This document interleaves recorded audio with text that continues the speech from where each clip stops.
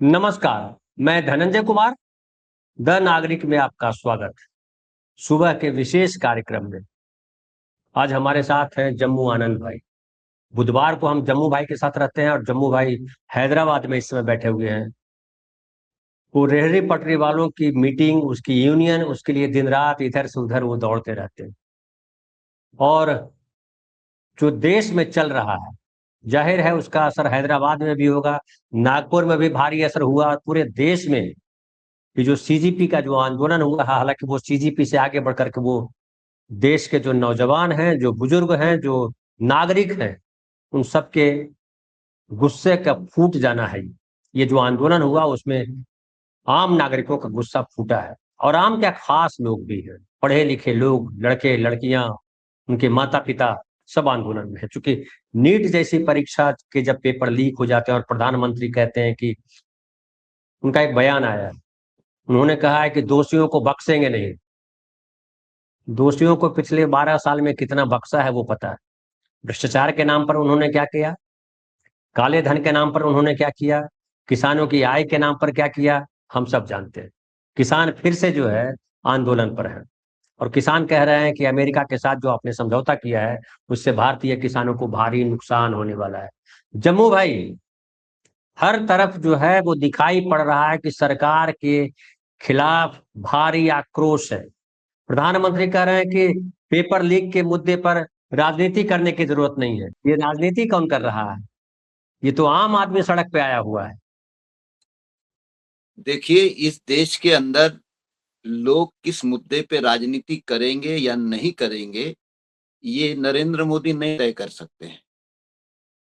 ये इस देश के संविधान का मौलिक अधिकार है, दिया हुआ हर नागरिक को सोचने, समझने, लिखने, व्यक्त करने का। इसके लिए राजनीति की पाठ देश के प्रधानमंत्री इस देश के नागरिकों को ना पढ़ाए। और जिन लोगों ने सत्ता पाने के लिए राम तक को नहीं छोड़ा, उसकी राजनीति की, तो ऐसे प्रधानमंत्री ने देश की समस्याओं के ऊपर, लोगों के जीवन से जुड़े हुए मुद्दों के ऊपर लोग अगर राजनीति कर रहे हैं, ये उनका मौलिक अधिकार है। राजनीति करने का ठेका किसी चंद लोगों का है क्या इस देश के अंदर? और राजनीति क्या है भाई? राजनीति का मतलब क्या है? राजनीति का मतलब ही ये है कि मैं एक नागरिक बनूं और नागरिक होने के नाते मेरी जो कर्तव्य है, मेरे जो अधिकार है, उसको पाने के लिए मैं संघर्ष करूं और सरकार से सवाल पूछूं, तुम मेरे लिए क्या कर रहे हो? सरकार आखिर हमने बनाए काहे के लिए भाई? विदेश दौरे करने के लिए तो नहीं बनाए। सरकार इसलिए भी नहीं बनाए कि देश को आप बेच दो पूंजीपतियों के हाथ। सरकार इस देश की जनता इसलिए बनाती है कि सरकार उनके जिंदगी में कुछ बदलाव लाने के लिए नीतियां बनाएगी। उनके कल्याण के लिए सरकार बनाई जाती है। तो इसके लिए कृपया करके देश के प्रधानमंत्री ने देश के नागरिकों को ये सलाह ना दे कि वो किस मुद्दे पे राजनीति करेंगे और किस मुद्दे पे राजनीति नहीं करेंगे। ये देश की जनता और देश का नागरिक तय करेगा। तो ये जो नहीं। आंदोलन हो हाँ। रहा है जम्मू भाई, जो सड़कों पर लोग आए हैं, लेकिन प्रधानमंत्री का उस पर ध्यान नहीं है। प्रधानमंत्री है कि डंडा मार करके हम चुप करा देंगे। और किसानों का भी उन्होंने आंदोलन देखा, 13 महीने तक आंदोलन हुआ और फाइनली तब झुके। क्या ऐसा नहीं उनको लग रहा है कि एक आध दो के दिन के आंदोलन में क्या होगा? पब्लिक आएगी, दो चार बार आएगी, फिर थक जाएगी, कुछ नहीं होने देंगे हम। क्योंकि ये राजशाही जैसे संवाद वाली स्थिति प्रधानमंत्री के साथ है ही नहीं। न संसद में संवाद करना चाहते हैं, न संसद के बाहर संवाद करना चाहते हैं, न विपक्ष के नेताओं से बात करना चाहते हैं, न आम युवाओं से, आम लोगों से बात करना चाहते हैं। ये अच्छा मौका था, जंतर मंतर पर लोग आए हुए थे, कल लोग जमा हुए थे, संसद तक पहुंच गए थे। प्रधानमंत्री को भागने की जगह संसद में, संसद के बाहर जो है उन युवाओं से बात करनी चाहिए थी, एक मैसेज जाता। लेकिन आप न युवा से बात करते हो, न सांसद से बात करते हो, न संसद में बात करते हो, न सड़क पे बात करते हो। क्या वो समझ रहे हैं? क्या उनको लग रहा है कि राजशाही है, उनकी सत्ता बदलेगी नहीं? देखिए, आपने कई सवाल एक साथ छेड़ दिए हैं। पहली बात तो ये है कि ये जो सरकार है, ये बुनियादी तौर पे इसके चरित्र को समझना जरूरी है। ये भारतीय जनता पार्टी राष्ट्रीय स्वयंसेवक संघ की सरकार है और ये सरकार संवाद, लोकतंत्र, लोकशाही इस पे विश्वास नहीं करती है। इनका विश्वास लोकशाही पे है ही नहीं, लोकतंत्र पे है ही नहीं। तो इसीलिए ये अपने स्वभाव के हिसाब से, अपने विचारधारा के हिसाब से ही व्यवहार कर रहे हैं। इसके लिए हमने देखा है पिछले 12-13 वर्षों में इन्होंने संघर्ष करने वालों को जिस प्रकार से मतलब क्या कहेंगे, अपमानित किया, उनकी मजाक उड़ाई।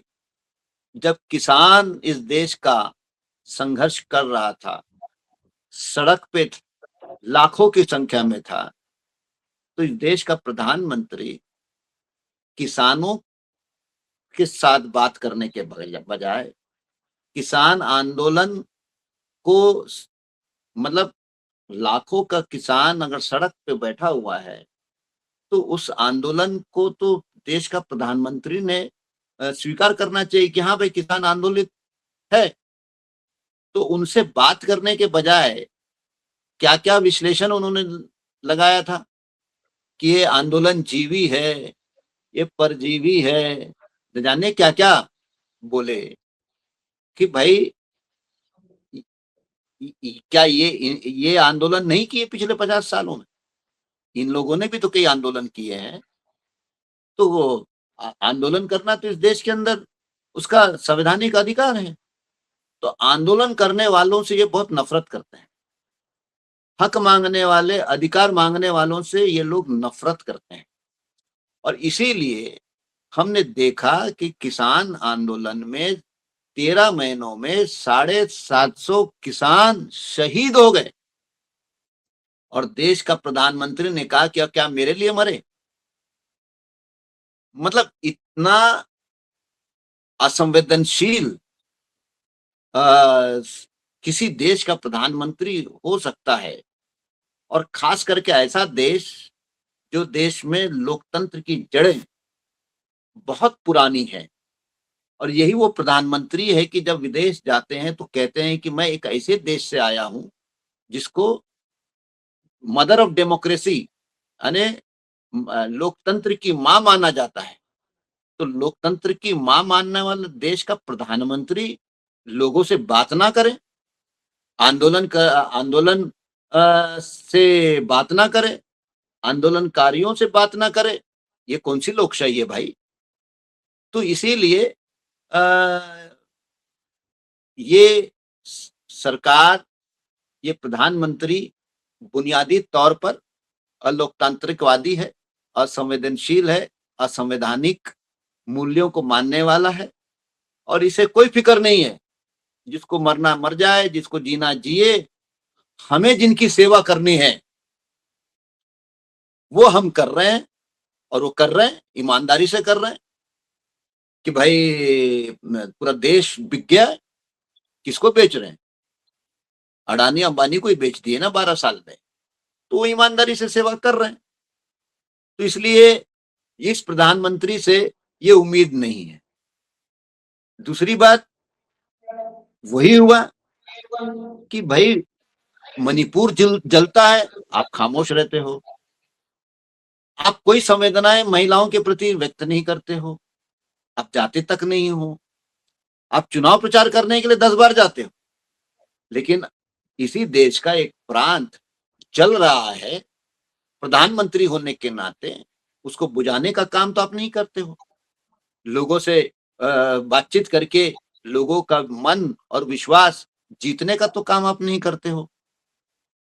वही हुआ कि भाई नीट, राहुल गांधी कल एक जगह कह रहे थे कि पिछले 10-12 सालों में कितने परीक्षाओं के पेपर फूट गए, जिसमें नीट भी शामिल है, और उससे कितने करोड़ लोग प्रत्यक्ष रूप से प्रभावित हुए, उसका हिसाब वो रख रहे थे। पिछले बार तो नीट में जिस प्रकार का पेपर लीक हुआ, 20 नौजवान बच्चे, छात्र, उन्होंने आत्महत्या कर ली। देखो, इस देश का प्रधानमंत्री, इस देश के छात्र आत्महत्या कर ले, उस पर एक शब्द नहीं बोलता हो, और बोगस बात है, बकवास करता है, मन की बात। इनके मन में इस देश का किसान नहीं, इनके मन में इस देश की महिलाएं नहीं, इनके मन में इस देश के छात्र नहीं, इनके मन में इस देश के आदिवासी नहीं, इस देश के नौजवान नहीं। ये कौन सा मन है भाई इनका? कोई मन उन नहीं है। ये एकदम कठोर दिल के लोग हैं, अमानवीय लोग हैं। तो इसके लिए हमने देखा कि ना संवेदनाएं व्यक्त की, और फिर जब आंदोलन की बात शुरू हुई तो फिर वही आंदोलनकर्ताओं से बात करने की इच्छा उन्होंने प्रकट ही नहीं करी। तो ये सब चल रहा है। क्या आपको लग रहा है कि कॉकरोच जनता पार्टी ने जो मूवमेंट शुरू किया, हालांकि ये तो बना ही मजाक मजाक में, और इसमें आकर के जुड़ जाते हैं सोनम वांगचुक, गंभीरता आती है जब आप अनशन पे बैठते हैं, और पूरे देश में आप देखिए कि पूरे देश में इसको लेकर के प्रदर्शन हो रहा है। देश के, मैं तो देख रहा हूं कि विदेशों में, यूएसए में, लंदन में, वैंकूवर में, मतलब कनाडा में, इन तमाम देशों में प्रदर्शन हो रहे हैं इस बात को लेकर के। और वहां के नागरिक, जो भारतीय नागरिक वहां गए हुए हैं, उनके भीतर भी आक्रोश है। सड़कों पर जिस तरह से आक्रोश दिखा, हालांकि ये भी बात की गई कि ये सोनम वांगचुक जो है वो बीच कर रहे हैं, ये भी बात की गई कि कॉकरोच जनता पार्टी जो है वो नड्डा के पास चली गई। लोगों ने कहा कि ये भी अन्ना आंदोलन की तरह आंदोलन है। हालांकि कल आंदोलन लगभग खत्म हो गया था, लेकिन वापस इन लोगों ने शुरू कर दिया है।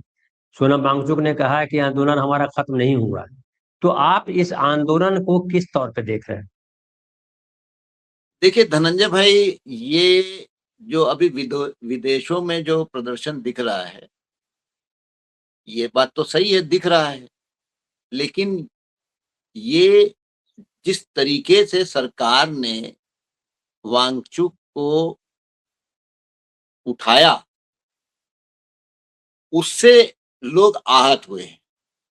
मतलब एक लोकतंत्र में इस तरीके से अगर आप डॉक्टरों के भेष में अपने पुलिस को, फौज को भेज कर, और चादर, सफेद चादर झांक कर, जैसे लाश को लपेटते हैं मरचुरी से निकालते समय, इस तरीके से जब आप किसी आंदोलन को तोड़ने के लिए कदम उठाते हो, तो उसकी प्रतिक्रिया होनी, ये कोई उम्मीद नहीं करता है इस तरीके से। तो ये प्रतिक्रियाएं उस घटना पे है।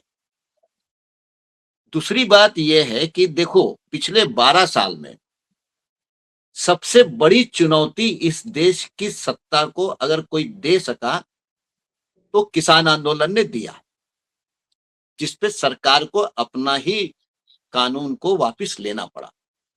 लेकिन वो जो किसान आंदोलन था, वो व्हाट्सएप यूनिवर्सिटी और इंस्टाग्राम यूनिवर्सिटी या सोशल मीडिया के माध्यम से संगठित किया हुआ आंदोलन नहीं था।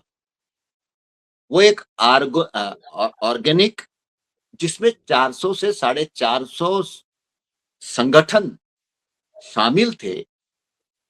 ऐसे किसान संगठन थे जिस किसान संगठनों को 80 साल, 70 साल का अनुभव रहा है, जिन्होंने इस देश के अंदर कृषि और किसानी से संबंधित कई आंदोलन इस देश के अंदर चलाए थे।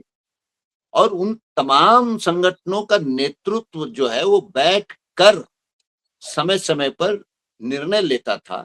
एक सामूहिक नेतृत्व था उसको, मतलब उस आंदोलन को नेतृत्व और उसकी ओनरशिप जो थी, वो कहीं ना कहीं संगठनों और नेताओं के माध्यम से सामने दिखती थी।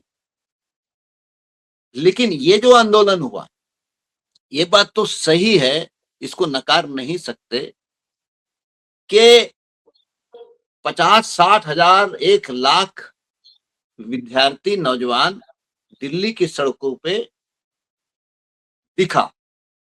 इसके पहले तो नहीं दिखा, ये बात तो हकीकत है।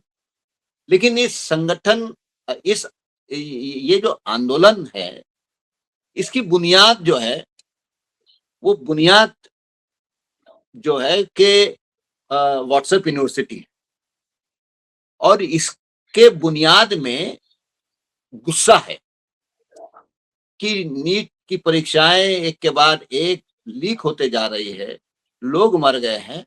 एक एक गुस्सा है जो बहुत व्यापक स्तर पर है, लेकिन इस गुस्से को जिस तरीके से संगठित करने की कोशिश की गई, वो बहुत ही, जिसको कहते हैं कि लूज, मतलब ये व्हाट्सएप यूनिवर्सिटी के माध्यम, इसमें फॉलोअर्स होते हैं, इंस्टाग्राम में फॉलोअर्स होते हैं, तो फॉलोअर्स जो है वो कभी आपकी असली ताकत नहीं हो सकती। लेकिन अब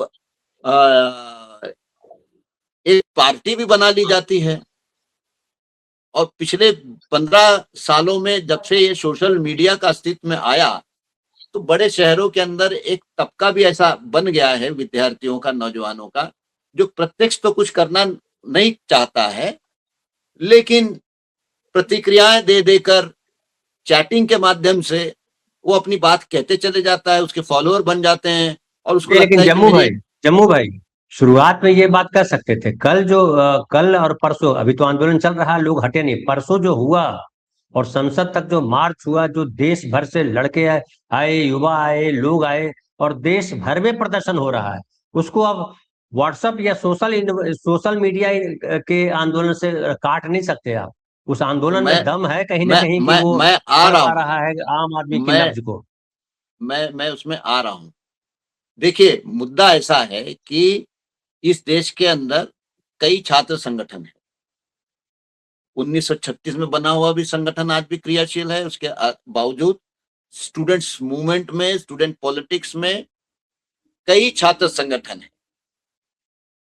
अब जिन लोगों ने इस सत्ता को ललकारने का काम किया, उनको इस बात का अंदाजा होना चाहिए कि इस सत्ता का कैरेक्टर क्या है।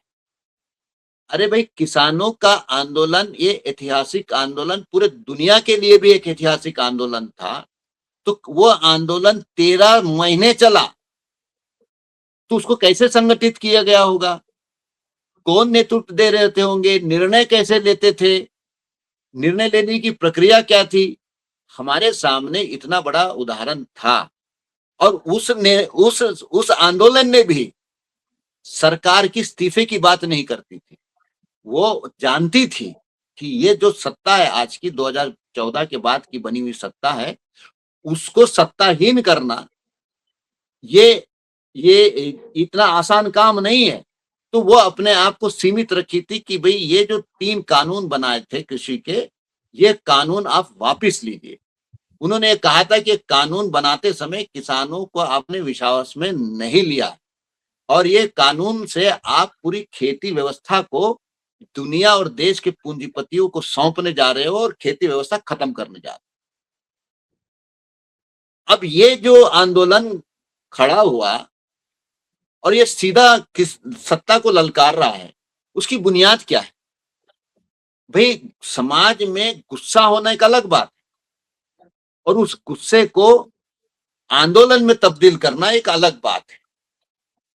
बिना संगठित प्रयास के, बिना संगठनों के उसमें प्रत्यक्ष रूप से भागीदारी के, आप कैसे सत्ता को चुनौती देने चले जा रहे हैं? ये इस पे मेरा बहुत आक्षेप है। भाई, इस देश के अंदर छात्र संगठन कहाँ है? छात्र राजनीति करने वाले संगठन कहाँ गए, कहाँ है? उनसे तो कोई बात नहीं कर रहा। भाई, मैं जैसा कहा कि अभी सोशल मीडिया के जमाने में एक ऐसा नौजवानों का एक वर्ग है जो सोशल मीडिया में बहुत सक्रिय रहता है। सोनम वांगचुक को जिस तरीके से सरकार ने उठाई, उससे लोग आहत हुए हैं, और लोगों को लगा कि ये गलत हुआ है। अब मैं आ रहा हूं बुनियादी बात पर। बुनियादी बात यह है कि जैसे जैसे दिन बीतेंगे वैसे वैसे पर्दे के पीछे क्या क्या चल रहा था ये भी खुलने वाला है। मुझे बताइए कि 20 दिन में गोल पोस्ट जिसको बोलते हैं वो कैसे चेंज हुआ। जो गोल पोस्ट शुरुआत धनन प्रधान, नाम मैं भूल रहा हूं, जो शिक्षा जंतर मंतर, मंत्री है, नहीं शिक्षा धर्मेंद्र मंत्री, प्रधान, धर्मेंद्र प्रधान। धर्मेंद्र प्रधान, धर्मेंद्र प्रधान का इस्तीफे का गोल पोस्ट से शुरू हुआ, अंत कहां हुआ? सोनम मोदी वांगचुक के को इस्तीफा। बचाने से। ना ना, हाँ, सोनम सोनम वांगचुक वांगचुक को को बचाने से। बचाओ। और इसलिए आपने देखा है कि पूरे देश के अंदर पिछले 3-4 दिनों से जो प्रदर्शन हो रहे हैं उसका मेन हीरो कौन है? सोनम वांगचुक को बचाओ, हम सोनम वांगचुक के साथ हैं। अरे भाई, किसान आंदोलन ने तो बता दिया था कि 750 किसानों की शहादत के बाद शहादत देनी पड़ी, और ये आंदोलन के कर्ता धर्ता कैसे महसूस कर रहे हैं कि बस हम कुछ करेंगे और सरकार हिल जाएगी और कुर्बानी भी नहीं देंगे। तो ये मतलब गोल पोस्ट जो है वो धर्मेंद्र प्रधान से हटकर सोनम वांगचुक चले गया, और सोनम वांगचुक के पास जब चले गया तो सरकार खुश हो गई। अब लोग पूरा सोनम वांगचुक के ऊपर लगे। मुझे बताइए, सोनम वांगचुक ने भी आमरण उपोषण पे बैठने का निर्णय देश के नौजवानों से पूछ के बैठे क्या? नहीं, उसे नहीं पूछे। और सोनम वांगचुक अपने आप को महात्मा गांधी समझ लिए थे क्या कि वो उपोषण में बैठ जाएंगे और गली गली से लोग खड़े हो जाएंगे और फिर जो है सत्ता हिल जाएगी? मुझे ये बताइए, ये भी इक्वेशन समझने की बात है।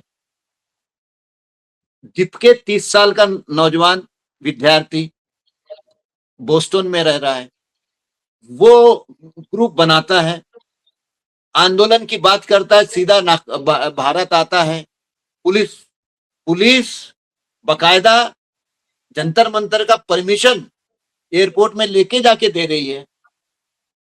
क्यों भाई? और फिर सोनम वांगचुक जो 60 साल के, वो लद्दाख के हैं, उनका और दीपके का कोई संबंध है या नहीं मैं नहीं जानता, और तुरंत उन्होंने दांव की बाजी लगा दी कि मैं मरने के लिए बैठ रहा हूं। तो ये जो सारा जो मतलब ये जो आ रहे हैं बाहर की, जो लद्दाख के अभी गवर्नर है सक्सेना साहब, उन्होंने बहुत चिढ़ा दिया इनको। अरे भाई, आप इतना चिढ़ गए कि मैं तेरे को सबक सिखाता हूं, कि तुम्हारे आका को सबक सिखाता हूं। मतलब जिस दिन सोनम वांगचुक आमरण उपोषण में बैठ गए, उसी दिन उस आंदोलन की सीमाएं तय हो गई। क्योंकि आपके सामने दो स्थिति बनने वाली थी कि ये आमरण उपोषण अगर इनकी हालत बिगड़ जाए, ये अगर मरने की स्थिति में आ जाए, तो इनको बचाएं कि उधर देवेंद्र प्रधान का इस्तीफा मांगने की बात करें। और फिर भावनाओं को जिस तरीके से फिर हवा दिया गया, मुझे ऐसा लगता है कि इसमें सबसे बड़ा कल्प्रिट वो आम आदमी पार्टी है। ये मैं क्यों कहना चाह रहा हूं, आपको याद होगा सोनम वांगचुक जिस दिन उठाए गए उसके 2 दिन पहले या उसी दिन अरविंद केजरीवाल ने बयान दिया। अरविंद केजरीवाल ने बयान क्या दिया? बयान नहीं, उन्होंने देश की सरकार से डिमांड की। बयान क्या दिया डिमांड? 14 तारीख को, 16 तारीख को मिलने आए वो। ठीक है।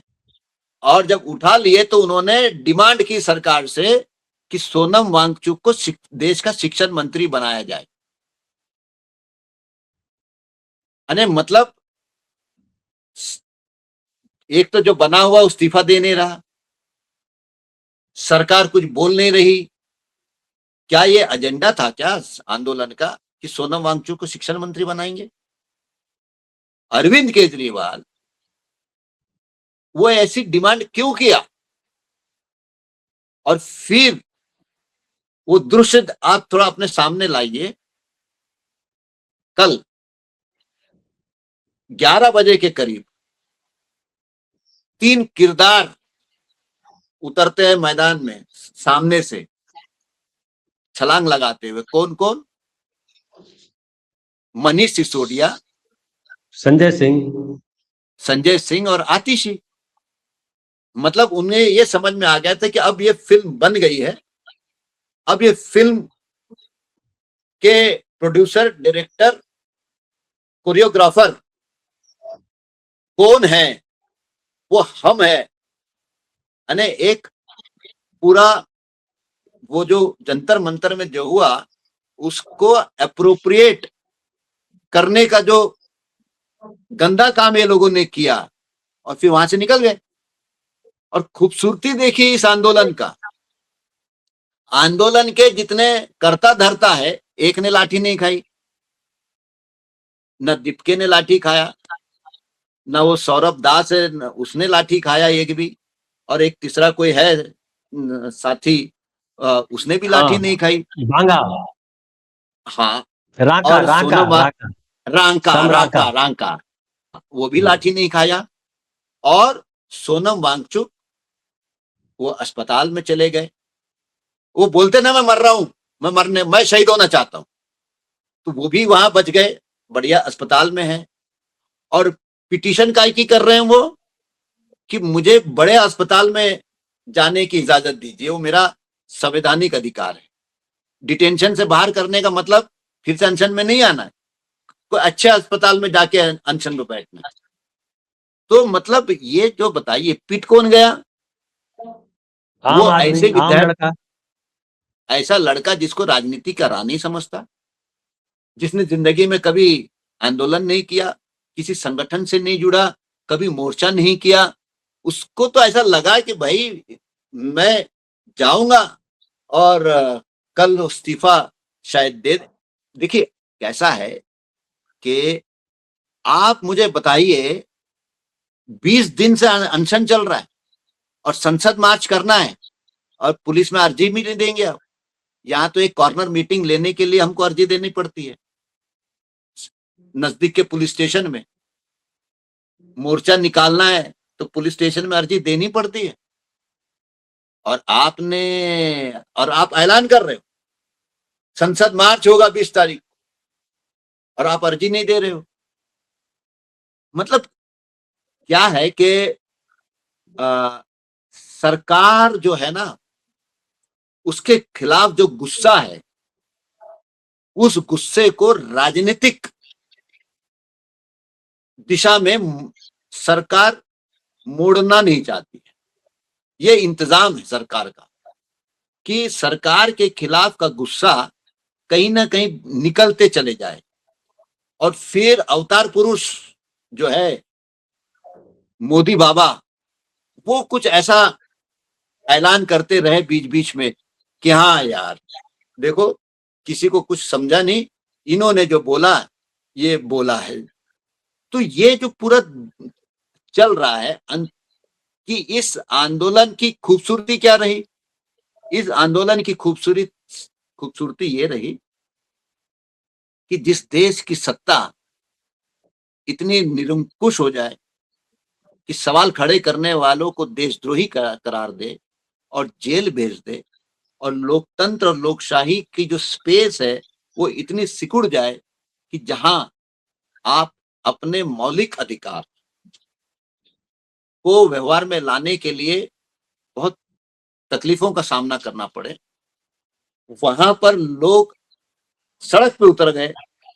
मुझे खुशी इस बात की है, जाने अनजाने में क्यों न सही, इस देश के हजारों हजारों लाखों नौजवान अपने अपने शहरों में इंकलाब जिंदाबाद बोल रहे हैं।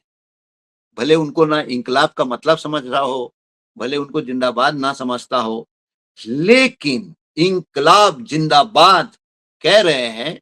और सरकार कैसे इस देश के नौजवानों से व्यवहार करती है उससे जो है कई नौजवान जो है जो कल तक मोदी बाबा को देश का अवतार पुरुष समझ रहे थे, शायद कुछ नौजवानों में सवाल पैदा होगा कि ये कोई तरीका है सरकार का?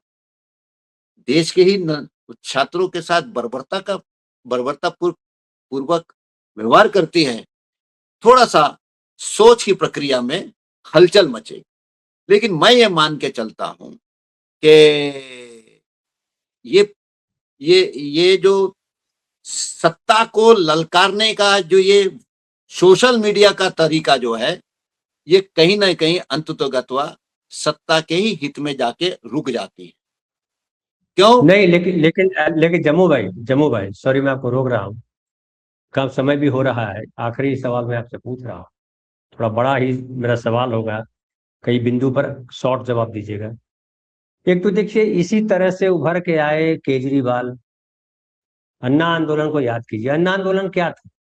उसमें तो सरकार से रिटेलिएशन भी नहीं हुआ। सरकार बार बार बात करने आ रही थी, सरकार बार बार कोशिश कर रही थी कि आपसे लोकतांत्रिक तरीके से बात हो, लेकिन यहाँ तो कुछ बात ही नहीं हुई। और उसमें जिस तरह से आम आदमी का गुस्सा था, उस तरह से दिखा नहीं था गुस्सा। लेकिन इसमें एक और चीज दिखाई पड़ रही है कि एक तो आपने बड़ी पुख्ता बात कही, हुआ क्या कि बांगचुक चले गए अस्पताल, उसको कर लिया गिरफ्तार या डिटेंशन में ले लिया, क्या उसको बोलते हैं, डिटेन कर लिया, सॉरी डिटेन कर लिया दीपके को। और उसके दो जो प्रवक्ता टाइप थे वो नड्डा के यहाँ पहुंच गए। नड्डा क्या बैठे हैं? नड्डा के, और पब्लिक जो आम आदमी है, लड़के वो सड़क लड़कियां पे है। यूथ, सब सड़क पे लात मार खा रहे हैं पुलिस के। पुलिस में ढेर सारे वो घुसे हुए थे जो शायद कहा जा रहा है पुलिस नहीं थी। वो जिस तरह से ब्रूटल तरीके से मारपीट हुई, सरकार के पास ये रिकॉर्ड है कि कितने पुलिस वाले घायल हुए, लेकिन सरकार के पास ये रिकॉर्ड नहीं है कि कितने छात्र, कितने युवा, कितनी बच्चे महिलाएं, घायल हो कितने ये गए। घायल हुए। और अब इसमें ये चल रहा है, आपने बहुत सही पकड़ा है कि कोई नेता इसमें पिटाया नहीं, एक डंडा किसी को नहीं पड़ा। न केजरीवाल दिखाई पड़े, न किसी सिसोदिया दिखाई पड़े, न संजय सिंह, न कोई और। समाजवादी पार्टी के भी कई नेता थे, लेकिन खुद अखिलेश यादव कहाँ थे वो। और उसके उसके बाद क्या आपको लग रहा है कि इस तरीके से अगर चीज हुई तो आम लड़कों के भीतर निराशा आएगी कि अरे यार कुछ होता नहीं है, क्या करना है, जाकर के रहने तो जैसे है उसे, क्या ये खतरा नहीं है? देखो, अन्ना आंदोलन और केजरीवाल के बाद जो निराशा आई, यही निराशा आई समाज में कि कुछ होता नहीं, क्योंकि वो भी वैसे निकले, उससे ज्यादा करप्ट निकले। वो आंदोलन की बुनियाद थी भ्रष्टाचार, है ना, और इस आंदोलन की बुनियाद है पेपर लीक। सही है। तो आ, आज आप सौरभ दास हो या दूसरे जो उन जब पत्रकार पूछ रहे हैं आगे का क्या, उन्होंने कहा कि नहीं, हमारी पहली प्राथमिकता भी ये है कि कहाँ कहाँ घायल लोग पड़े हैं, पहले उनकी शिनाख्त करेंगे, उनको ट्रीटमेंट के बारे में, उनको लीगल एड देने की बात करेंगे। मतलब मतलब जो लोग मुखिया थे, उन्हें ये नहीं समझ रहा है कि इतना बड़ा जो हुआ, कांड हो गया, उस पे आगे का कदम क्या है।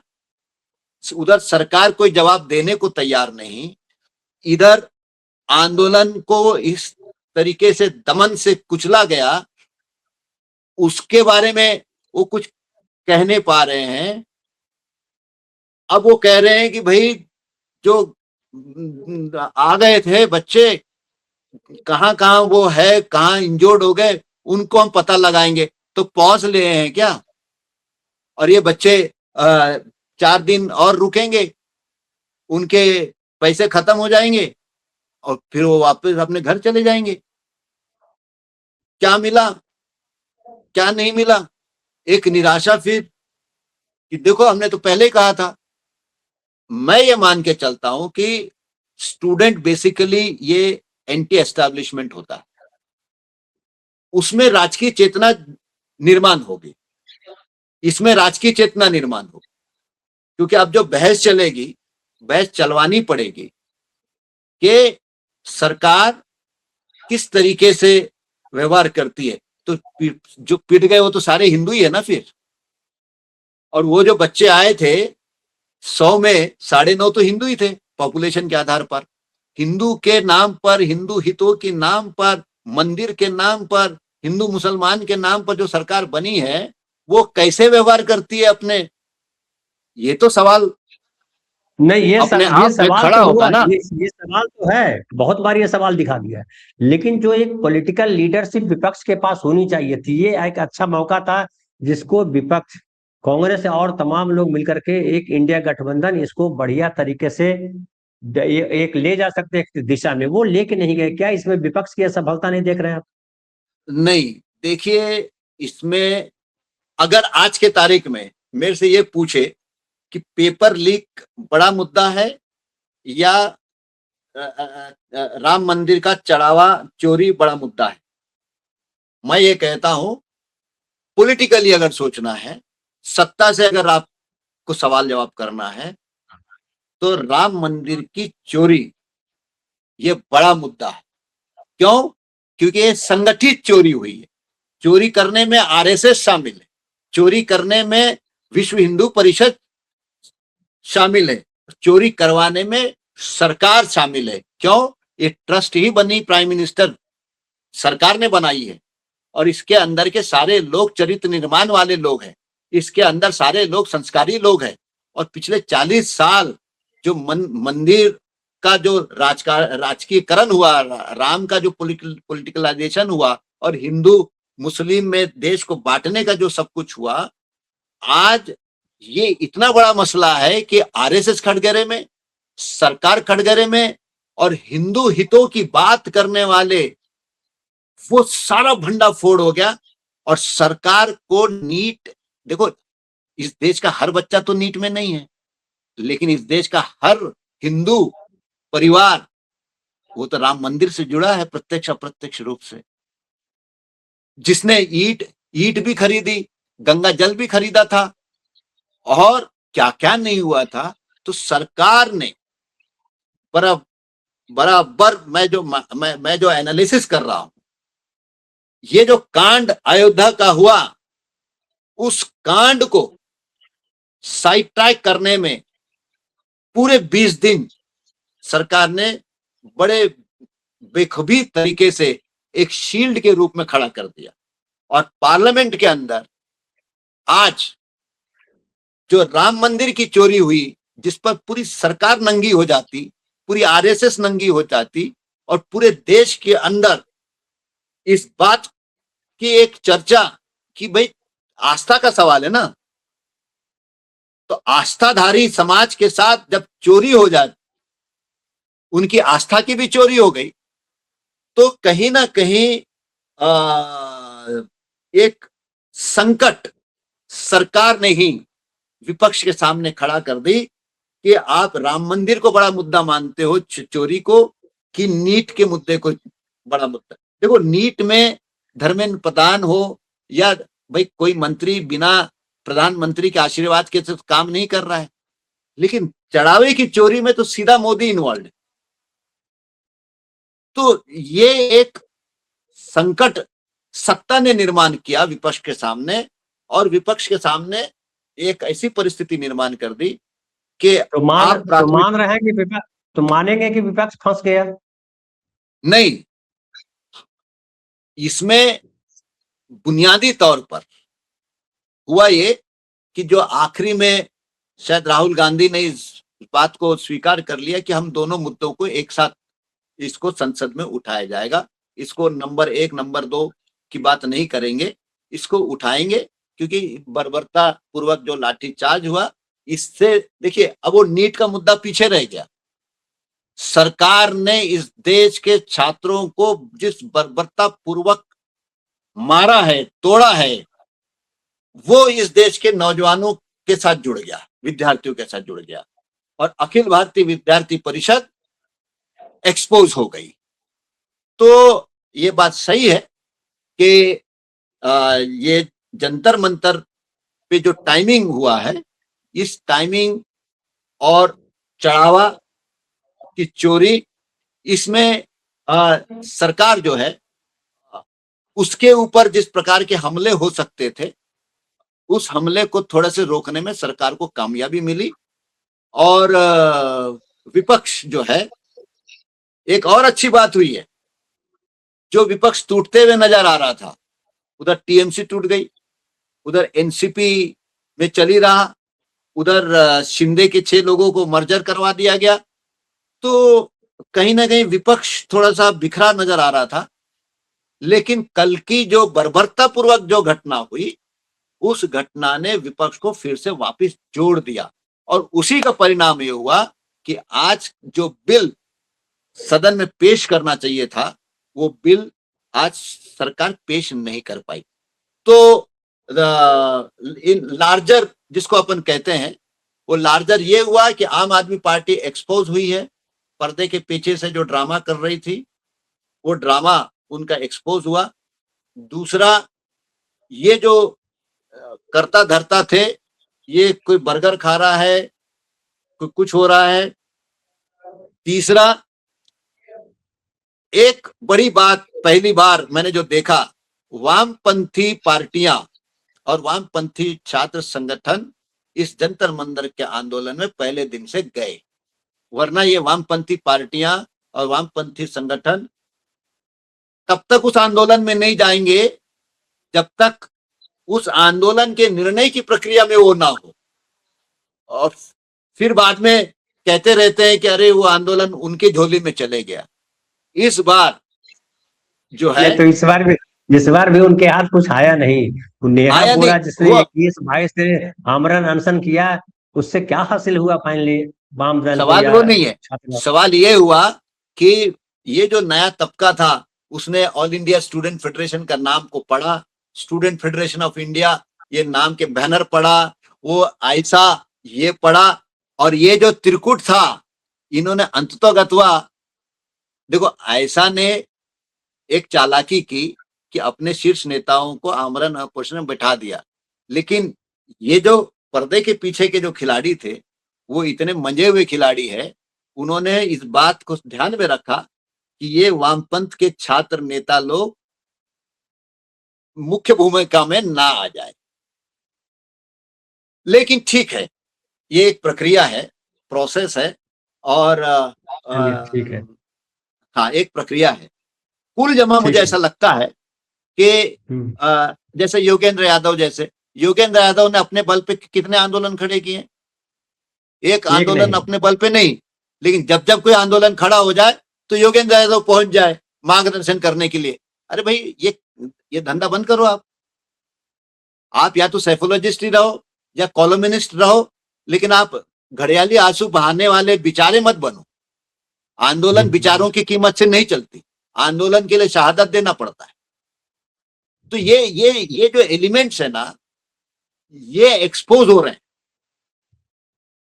और इस आंदोलन में भी आप एक्सपोज हुआ है, और ये होना बहुत जरूरी था। और व्हाट्सएप यूनिवर्सिटी से सत्ता को ललकारा नहीं जा सकता, यही सबसे बड़ी सबक है जी। लेकिन अब देखिए, ये आंदोलन कहा जाता आम आदमी में गुस्सा तो है, उस गुस्सा को विपक्ष कैसे अपने साथ लेता है और सरकार पर हमला बोलता है, ये देखना भी बाकी है। जम्मू भाई, बहुत बहुत धन्यवाद आपका। संगठित प्रयास के बगैर कोई भी आंदोलन खड़ा नहीं हो सकता, और वो आंदोलन सत्ता को चुनौती देने तक पहुंच नहीं सकता। यही सबक है इतिहास का भी। जी, बिल्कुल सही, बिल्कुल सही। बहुत बहुत महत्वपूर्ण बात आपने कही है, आखिरी लाइन बहुत महत्वपूर्ण है। बहुत बहुत धन्यवाद। और जो साथी हमारे साथ देख रहे हैं कार्यक्रम को, उनका भी आभार। मिलते हैं फिर शाम की चौपाल में। बहुत बहुत धन्यवाद, शुक्रिया।